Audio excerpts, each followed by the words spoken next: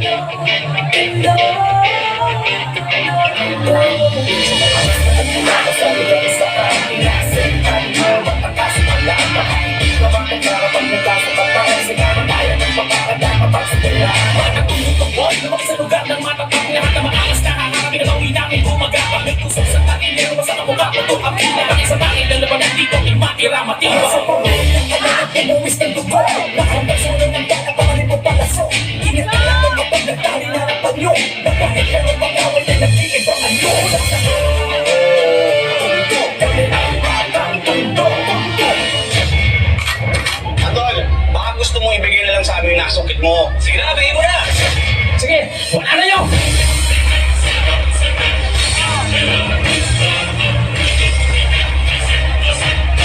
Tignan natin ang tapang mo kayong tanggol.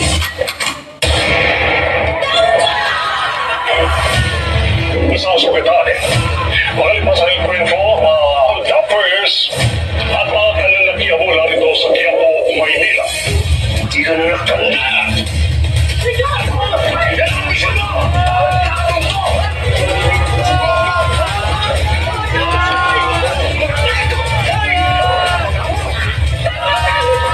Wala akong anak na demonyo. Walang ginawa si Tanggol! Kaya hindi natututo yun eh! Nagkaroon lang ako tapos sa Quiapo. Tinamaan siya ng bala. Walang ginawa si Tanggol!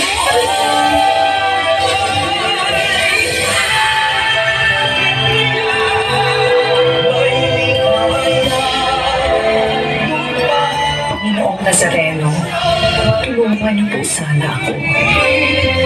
Huwag niyo po sanang hayaan ang pamilya ko na magkagulo habang wala ako doon. At huwag na huwag niyo pong pababayaan si Tanggol habang wala ako sa tabi niya.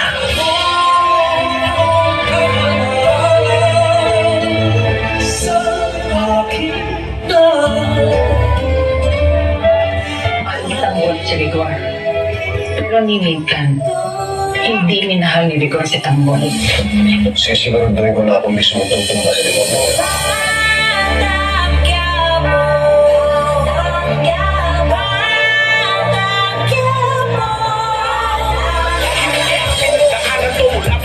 Hirap ng buhay ay kasama ka sa aking kapanata. Pero kahit ganun nanalig ako at namanata. Kaya sa mga pangalan di ako napapahala. Lagi ng aking ama na madalas pinapanigan. Panganak aking ina, ngunit ganun pa man di pa di nagbago ang pangarap na makaipon at may ako ng pamilya ko sa hirap. Ay alam kong magbabago pa ang guhit na palat sa aking pagkalat sa gubat na panag at madilim. Kaya hindi papayag matulog magdara.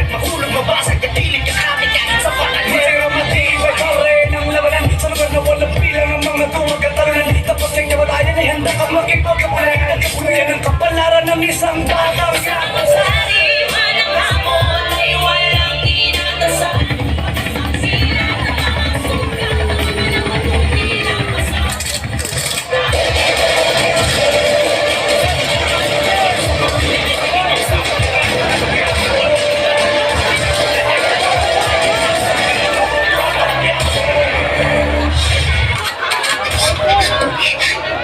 Ito po yung pinapawala na sa inyo. Walang kahanto ang buhay.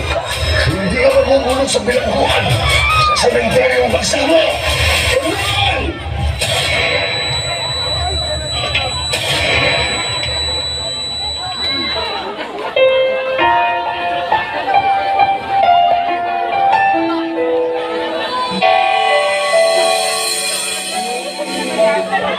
Boy, gusto mo ba bang manatili sa lupa? Sino ka? Ako ang simula at ang katapusan. Ako ang kawalan at ang kalahatan. Sa akin gagaling at sa akin ka rin babalik. Kung totoo ka man, bigyan mo ako ng isang pagkakataon. Pinapangako ko, paglilingkuran kita. Ibig ang siyang pumukaw sa ating puso at kaluluwa, ang siyang nagtulog sa ating buhay ng gintong aral at pag-asa. Bawal ba? Diyos natin sa pag-ibig, magmahalan tayong magtulungan. Lahat ng napupunta sa direksyon mo sa ay pawang nalilikaw lang. Kapatid, kung sino ka man, kung wala kang plano sa buhay mo, ang Diyos, ang Panginoon ang may plano sa'yo. Bakit